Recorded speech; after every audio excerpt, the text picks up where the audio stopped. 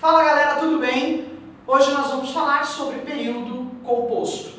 Trouxe até vocês o mesmo exemplo que eu dei em sala de aula quando eu comecei a falar sobre o tema. O período composto ele se divide em dois tipos. Período composto por coordenação e período composto por subordinação.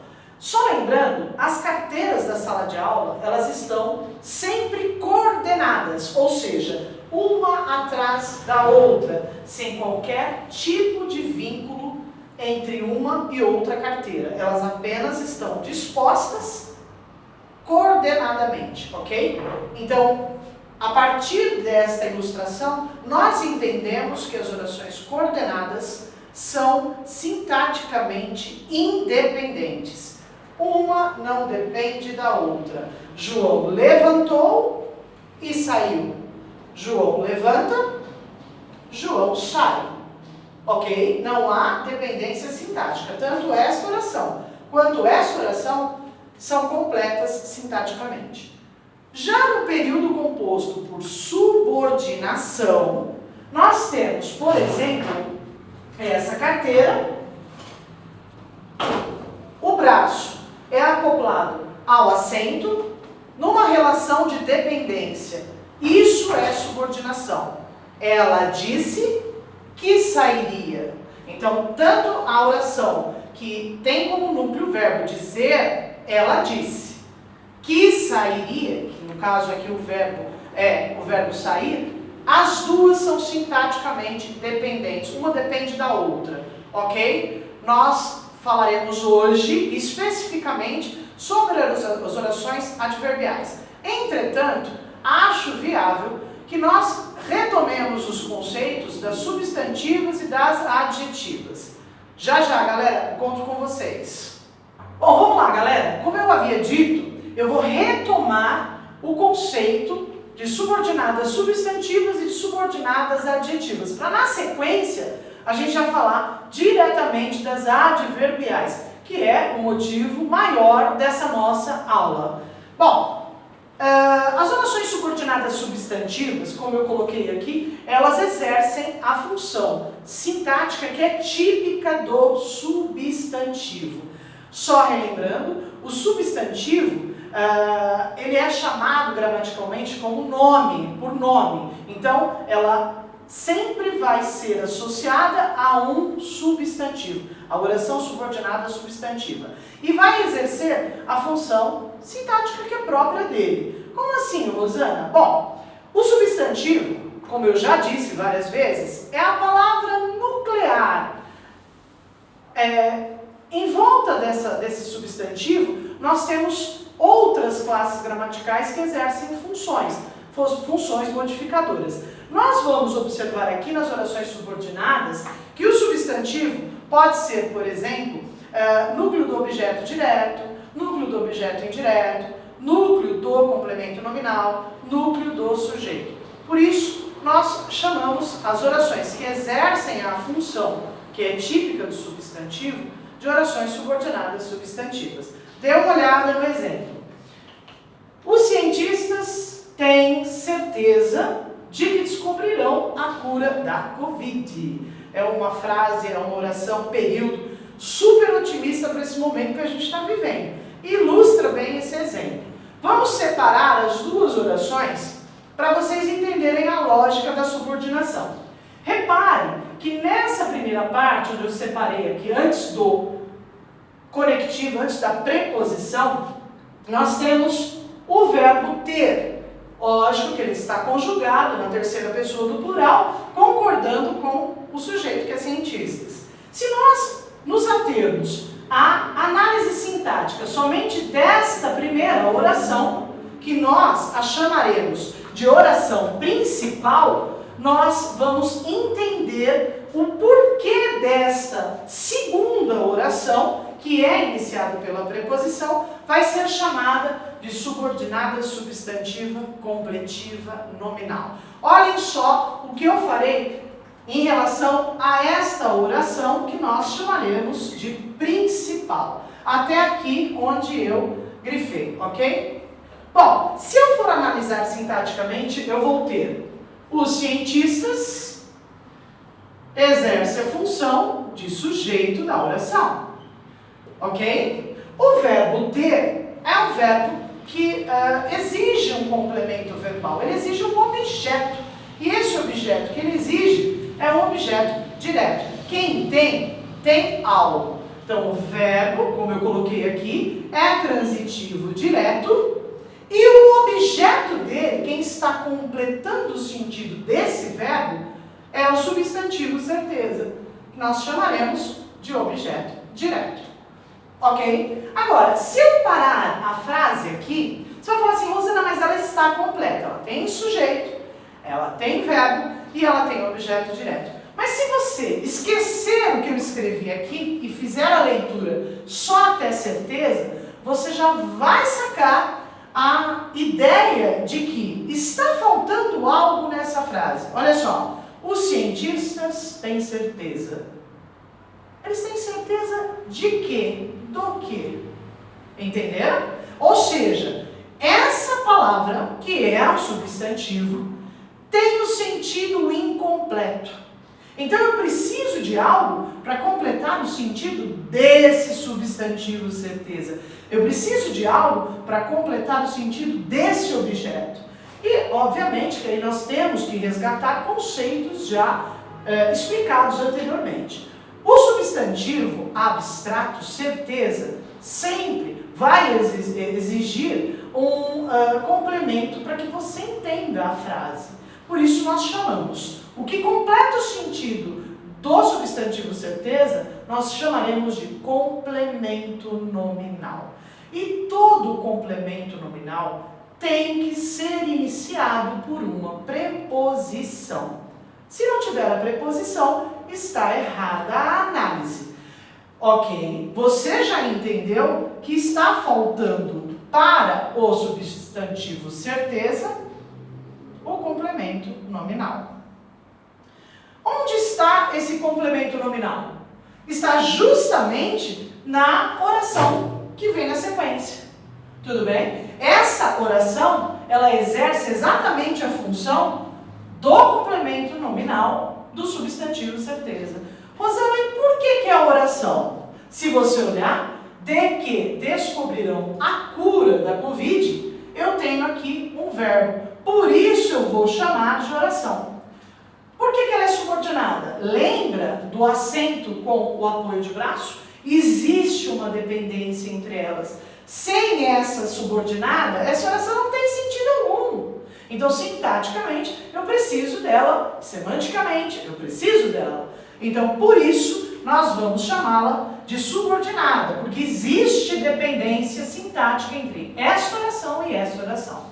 Substantiva. Por que substantiva? Porque o complemento nominal tem como núcleo um substantivo. Por isso, somente. E, obviamente, ela vai ser chamada de completiva nominal, porque é essa função que ela exerce. Tudo bem, galera? É uma explicação revisional. Ainda, se você for buscar os seus apontamentos no caderno, nós vamos ter certos macetinhos, que eu chamo em sala de aula, para a gente definir que realmente é uma subordinada substantiva. É só substituir toda a oração subordinada pelo pronome isto. E como nós temos uma preposição, nós vamos indicar o disto, né? Olha lá, os cientistas têm certeza disto, ok? Essas são as subordinadas substantivas. Mas além das subordinadas substantivas, nós temos também as orações subordinadas adjetivas. E as adjetivas, elas sempre são orações que vão se referir a substantivos, ok? Sempre vão estar associadas a um substantivo já mencionado anteriormente. E elas exercem a função que é típica do adjunto adnominal. Eu não comentei a respeito desse conectivo, porque vocês já sabem que esse conectivo aqui nas subordinadas substantivas é uma conjunção integrante. Aqui nas subordinadas adjetivas, nós sempre teremos, dentro das desenvolvidas, um pronome relativo. Então, ela sempre vai ser introduzida por um pronome relativo. Eu coloquei aqui um uso de um pronome relativo que é comum na língua portuguesa, ok? Vamos dar uma olhada? Olha só. No quadro de Dalí, uma criança observa um homem. Por que eu parei aqui? Por que eu separei a oração? Porque logo na sequência eu tenho um conectivo, que é um pronome relativo. Então ela é parâmetro, essa palavra que, o pronome relativo, é um parâmetro para que eu separe uma oração da outra.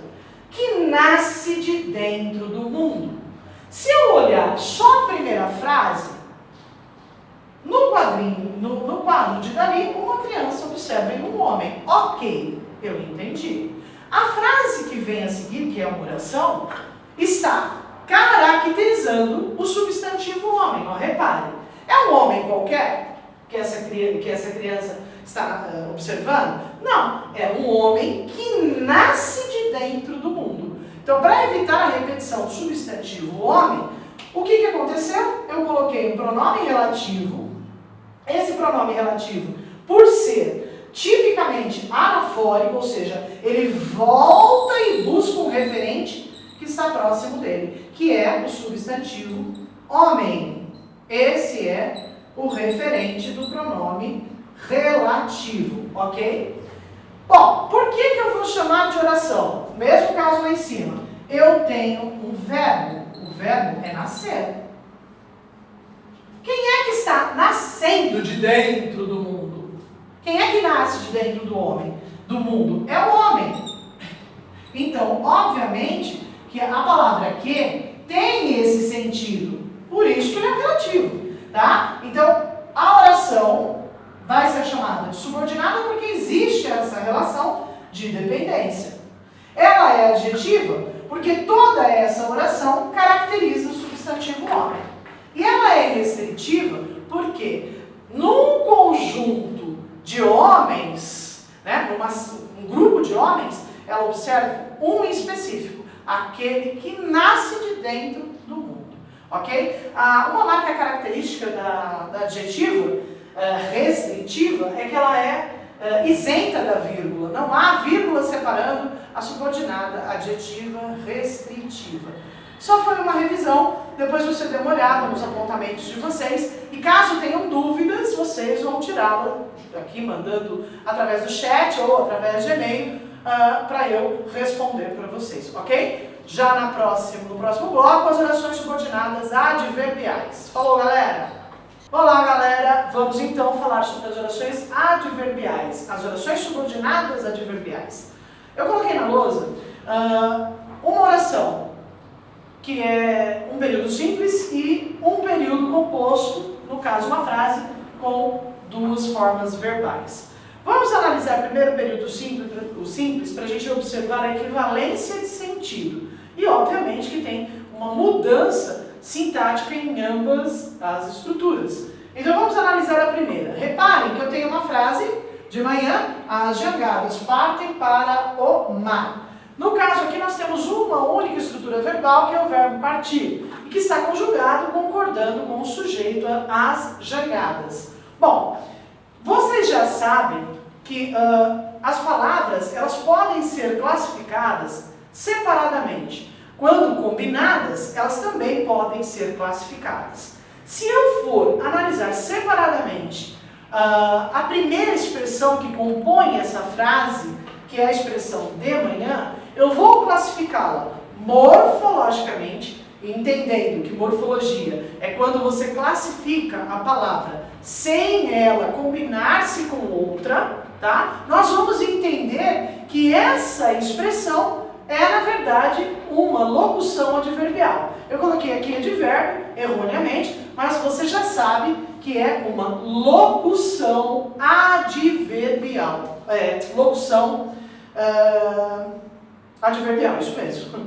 Tudo bem? Mas isso não tem a menor importância. O que você precisa entender é que existe a ideia dessa classificação morfológica. Ou ela é um advérbio, ou ela é uma locução adverbial.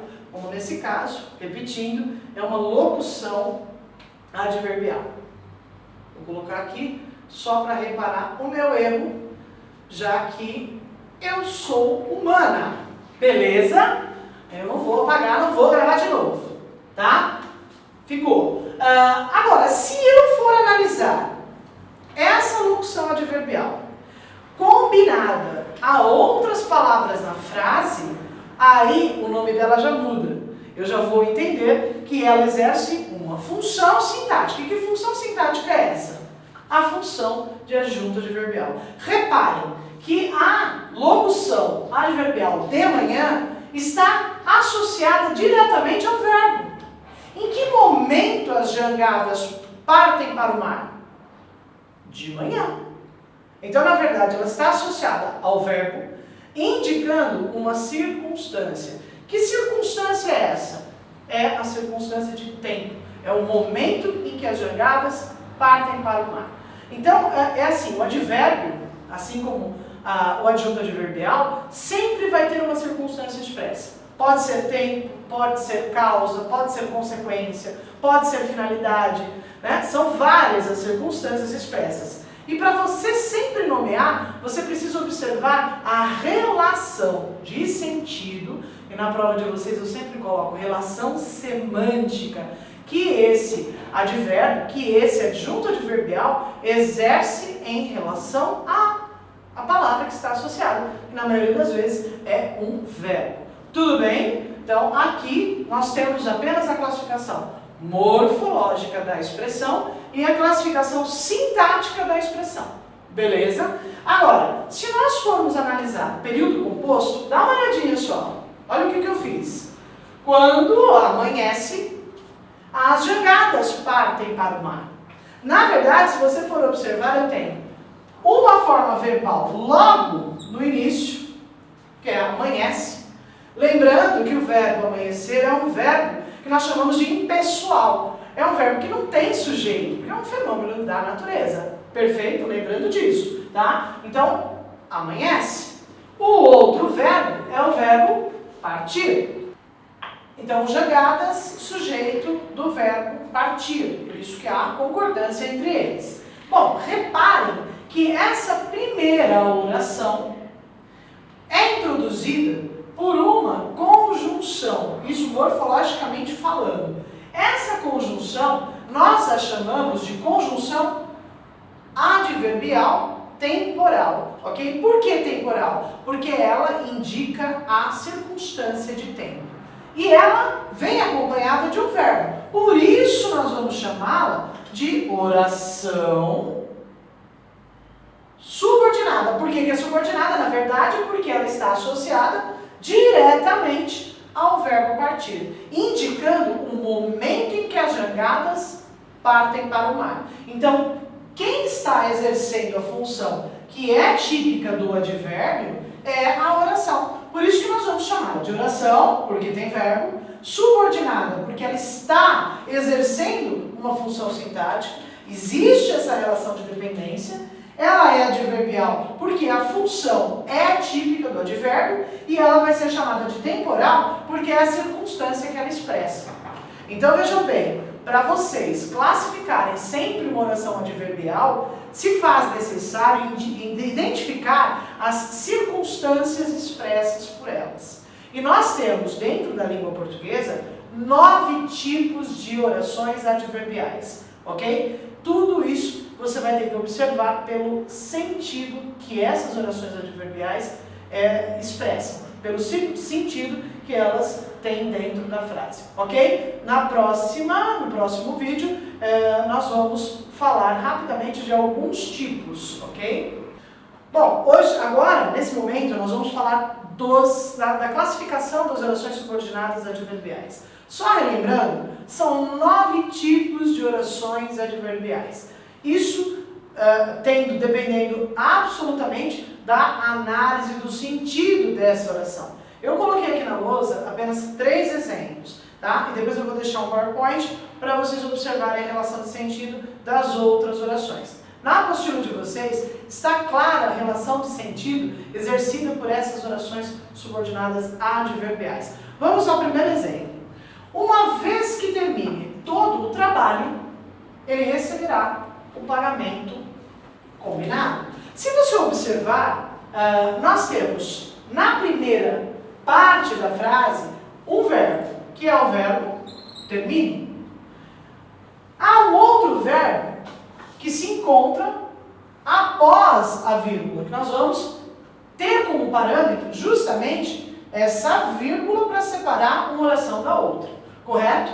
Então nós vamos analisar essa oração em relação a essa oração. Se você observar também, você já vai perceber que essa primeira oração, ela vem introduzida por aquilo que nós chamamos de locução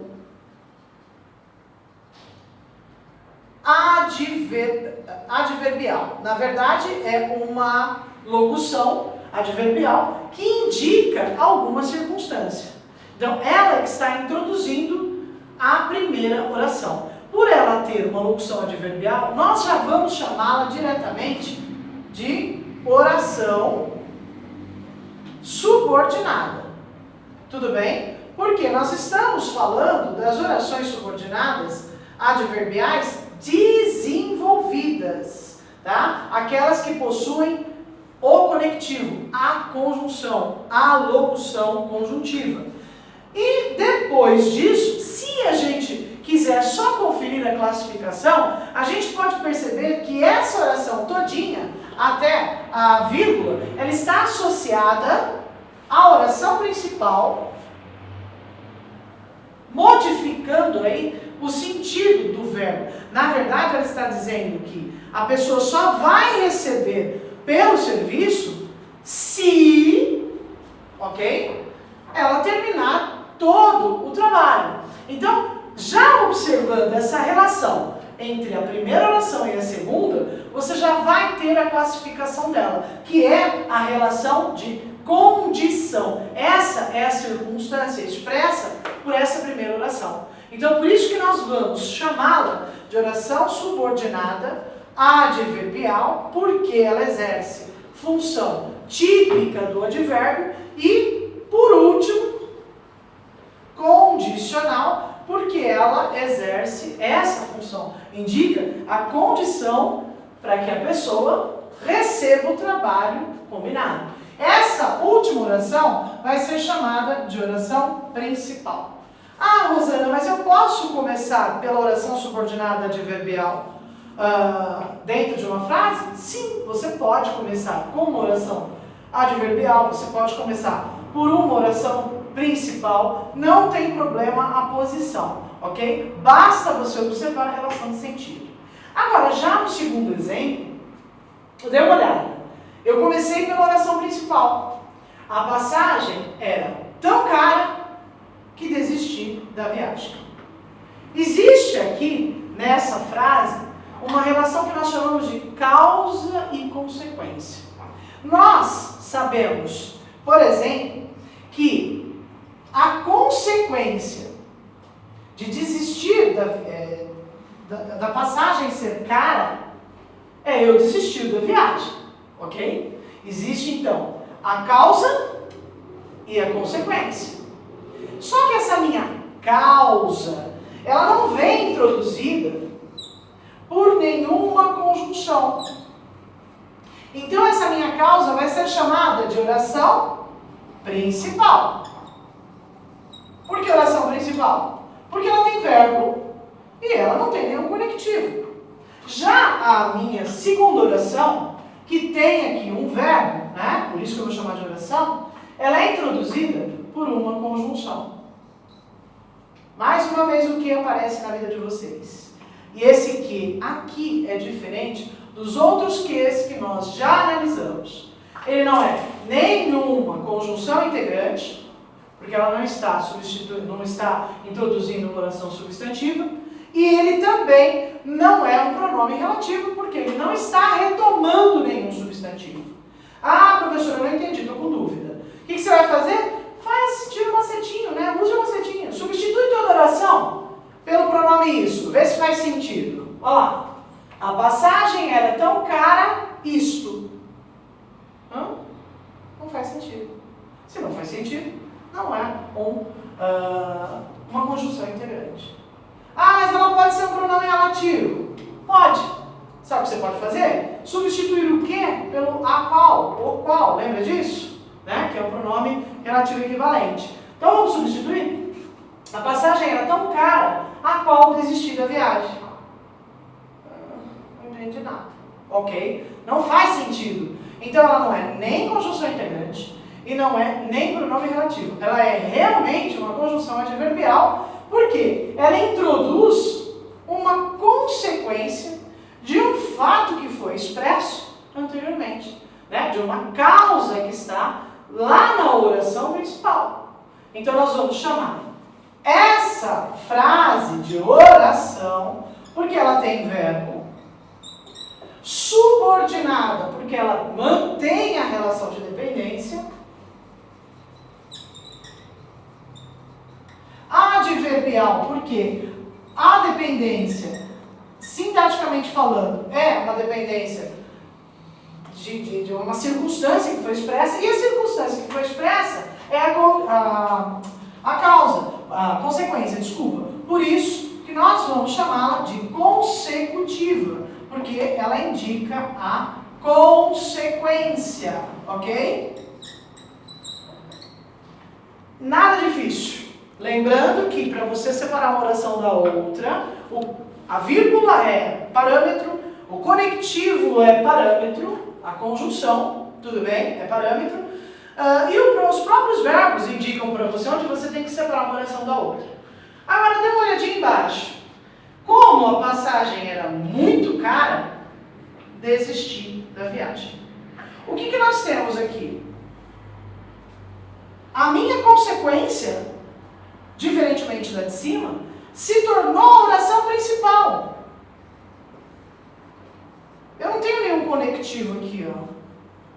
Tá percebendo? Não tem. Se eu não tenho nenhum conectivo, eu sei que isso daqui, vou colocar entre parênteses, mas você não tem obrigação de fazer isso na prova. É só para você entender a relação de causa e consequência. Então aqui nós vamos ter a consequência, beleza? Ela não é uma oração consecutiva, porque ela não tem conectivo. É uma oração principal que está expressando aí a consequência de uma ação. Agora, a primeira oração,